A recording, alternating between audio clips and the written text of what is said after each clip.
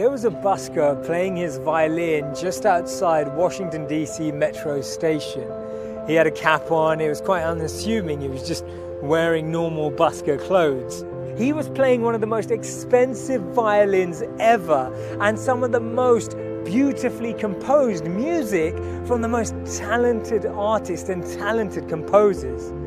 The funny thing, 1,097 people walked past and barely anyone noticed it, barely anyone really connected, barely anyone was really engaged.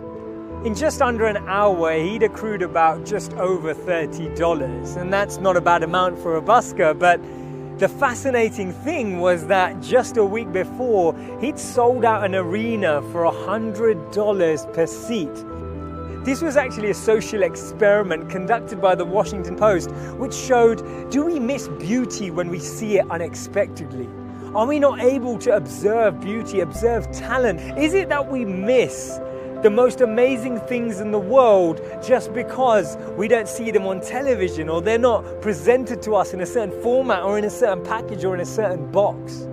I believe you should focus your life on observing the little things, because one day you'll look back and realize they were the big things. We miss the sparks of brilliance. We miss the joys of nature. We miss the blooming of flowers. We miss all of these sensations. Reducing our pace of life doesn't mean becoming slower or less ambitious. It actually means that we take out more time to regenerate, rejuvenate, and re-energize ourselves. And the challenge is that we often confuse the noise of our ego with the voice of intuition.